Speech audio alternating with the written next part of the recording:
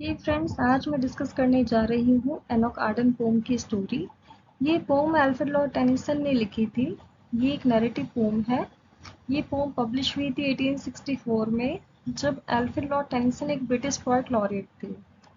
इस पोम की story Alfred Lord Tennyson को मिली थी थॉमस वुलर्ड से, और अल्फ्रेड लॉर्ड टेनिसन ने उस स्टोरी को एक पोम का शेप दे दिया था। चलिए स्टार्ट करते हैं इस पोम की स्टोरी। एनोक ये एक फिशरमैन है जो कि इस पोम में एक प्रोटैगनिस्ट है। एनोक आर्डन ये जब छोटे थे तो अपने दोस्तों के साथ समुद्र के किनारे खेलते थे। अपने दो दोस्तों के साथ, जिनमें से एक का नाम था फिलिप रे और दूसरी एक लड़की थी दोस्त जिसका नाम था एनी। इन तीनों की बचपन से दोस्ती है और ये समुद्र के किनारे किले बनाकर, कास्टल बनाकर खेलते हैं, जो कि समुद्र के पानी जब आता है तो उससे बह जाता है। सारे किले बह जाते हैं। ये तीनों ही समुद्र के किनारे घर घर खेलते हैं, जिसमें कभी एनी एनोक की मिस्ट्रेस बनती है, कभी फिलिप रे की मिस्ट्रेस बनती है। फिलिप रे ये एक रिच फैमिली से बिलोंग करते हैं, रिच बॉय है, जबकि एनोक ये गरीब गरीब लड़का है। दोनों लड़के एनी को बहुत पसंद करते हैं और लव करते हैं, और जैसे जैसे ये बड़े होते जाते हैं वैसे वैसे एनो बहुत ज़्यादा पॉजेसिव होने लगता है एनी के लिए। एनो की कोशिश रहती है कि एनी बस एनो की वाइफ बने और फिलिप की वाइफ नहीं बने, और इस वजह से काफ़ी बार इन दोनों में लड़ाई हो जाती है और एनी रोने लग जाती है। हालांकि एनी एनो को लव करती है, एनो को ज़्यादा पसंद करती है, और बट फिलिप के लिए उसके दिल में सिंपैथी रहती है।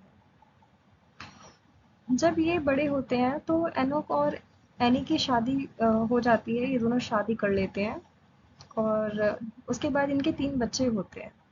इन दोनों का जो हैप्पीली मैरिड लाइफ है वो 7 साल तक चलता है, और किसी वजह से एनोक की जॉब चली जाती है और एनोक को अपनी वाइफ को छोड़कर, अपनी फैमिली को छोड़कर सी में, समुद्र में जाना पड़ता है, ताकि ये ज़्यादा से ज़्यादा पैसे कमाकर ला पाए, अपनी फैमिली को अ, अच्छे से रख पाए, क्योंकि इन्हें फाइनेंशियल दिक्कतों का बहुत ज़्यादा ही सामना उठाना पड़ता है। अब एनोक निकल पड़ता है स्ट्रगल के रास्ते पर, और अपनी इतनी प्यारी वाइफ और 3 बच्चों को छोड़कर एक मर्चेंट सेलर बनने के लिए निकल पड़ता है, एक ओल्ड कैप्टन के साथ समुद्र में जाने के लिए। तो अब इस लॉन्ग जर्नी के दौरान एनोक की शिप ट्रैक हो जाती है, पानी में डूब जाती है, और एनोक की जब आंखें खुलती है तो वो अपने आप को एक डेजर्ट आइलैंड में पाता है। यहाँ पर ये जो स्टोरी है ये रॉबिन्सन क्रूसो की स्टोरी से सिमिलर दिखती है, क्योंकि रॉबिन्सन क्रूसो को भी एक आइलैंड में वो भी फंस जाता है और उसे सरवाइव करने में बहुत दिक्कतों का सामना करना पड़ता है। तो अब जब एनोक वहाँ डेजर्ट आइलैंड में है तो उसको पता चलता है कि उसके ये जो 2 साथी थे साथ में, वो अब नहीं है, यानी कि वो मर चुके हैं। 11.5 साल तक एनोक भटकता रहता है, वो गुम हो जाता है उस आइलैंड में और अपने घर नहीं पहुंच पाता। ऐसा होना 18th सेंचुरी में आम बात होती थी। जो लोग भी सी जर्नी पर जाते थे वो कभी महीनों और सालों तक वापस नहीं आ पाते थे, कभी कभार कभी आते ही नहीं थे। इधर उसकी जो वाइफ है इंतज़ार करती रहती है एनी, उसके आने का। जब 10 साल बीत जाते हैं उसका इंतज़ार करते हुए, तब फिलिप रे, जो कि एनी और एनोक का कॉमन चाइल्डहुड फ्रेंड है, एनी को शादी के लिए प्रपोज करता है। अब ये उसके लिए एक गोल्डन अपॉर्चुनिटी थी कि जब उसे उसका चाइल्डहुड लव मिल सकता है, मिल जाएगा, क्योंकि वो एनी को चाइल्डहुड से पसंद करता है, प्रेम करता है, और एनोक भी नहीं आ रहा। पर एनी उसे टालती रहती है, क्योंकि उसे अभी तक ये नहीं पता कि एनोक जिंदा है या मर गया, और इस वजह से वो अपनी ज़िंदगी रोक कर बैठी हुई है और अपनी ज़िंदगी आगे भी नहीं बढ़ा पा रही है। और इस तरह से वक्त इस तरह से, ये जो वक्त है एनी की लाइफ का, एनी की ज़िंदगी में एक तरह का स्ट्रगल लाइफ दिखाता है। जिस तरह से वो अपने पति का इंतज़ार कर रही है, वो भी इतने लंबे टाइम से, और साथ ही अपने बच्चों को पाल रही है एक सिंगल पेरेंट बनकर। तो अब ये जो फिलिप है, एनी को बार बार शादी के लिए प्रपोज करता रहता है, और एनी 1 साल के लिए फिर से उसे टाल देती है, ये कहकर कि वो अभी एनोक का इंतजार करना चाहती है। 1 साल बीत जाता है, एनोक नहीं आते, और फिलिप एनी से कहते हैं कि शादी कर लेते हैं, हो सकता है एनोक मर गए हो, उसकी शव भी गायब है। अभी भी एनी 6 महीने और इंतजार करना चाहती है, और फिलिप को 6 महीने तक के लिए टाल देती है। आखिर एनी भी कितना इंतजार करती है अपने हस्बैंड का।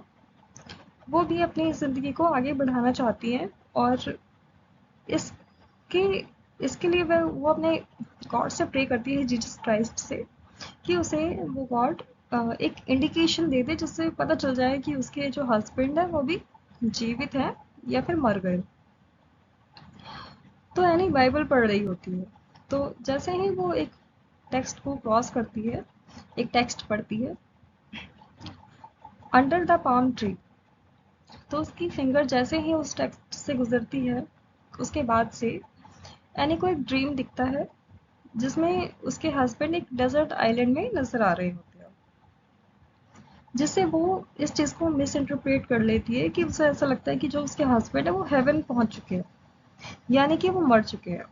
अब वो ये समझ रही है कि उसके हस्बैंड मर चुके हैं, और अब एनी फिलिप से शादी करने के लिए तैयार है। फिलिप से एनी शादी कर लेते हैं, और अब उसे फिलिप से एक बेबी भी हो जाता है। और अब जब एनोक वापस आते हैं, तो वो ये देखते हैं कि जो उसकी वाइफ है वो उसकी चाइल्डहुड फ्रेंड के साथ शादीशुदा ज़िंदगी में खुशी से अपनी ज़िंदगी बिता रही है, जिसमें एनी बहुत ज़्यादा खुश तो है ही, और साथ में उन दोनों का एक बेबी भी हो चुका है। एनोक जब अपनी वाइफ को पहले छोड़कर गए थे तो उसके 3 बच्चे थे, और उनमें से जो, जब वो वापस लौट कर आता है, दिखता है, तो अब जो एक पहला एक एक जो पहले का बच्चा था उनमें से एक मर चुका है।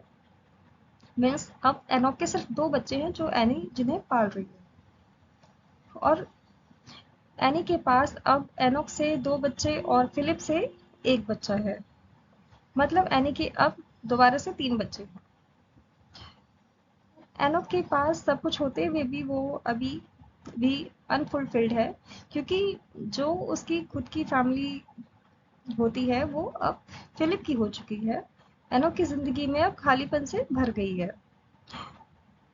वो चाहकर भी अपनी वाइफ को ये रिवील नहीं करते कि वो वापस आ चुके हैं, और एनोक अपनी पत्नी से इतना प्यार करते हैं कि वो उसकी खुशी को स्पॉइल नहीं करना चाहते, अपनी वाइफ को डिस्टर्ब नहीं करना चाहते।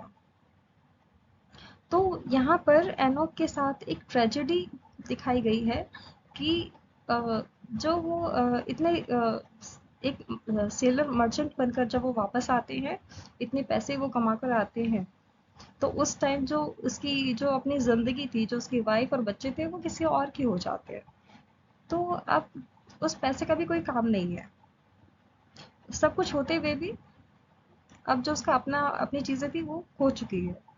काफ़ी कुछ उसने खो दिया। तो एनोक इस दुःख की वज़ह से उसका जो दिल है वो टूट जाता है, और एनोक की यहाँ पर मौत हो जाती है, वो मर जाते हैं। और इस स्टोरी का यहाँ पर एक ट्रेजिक एंड हो जाता है कि कुछ पाने की चाह में बहुत कुछ खो दिया। So thanks for listening. Have a nice day friends.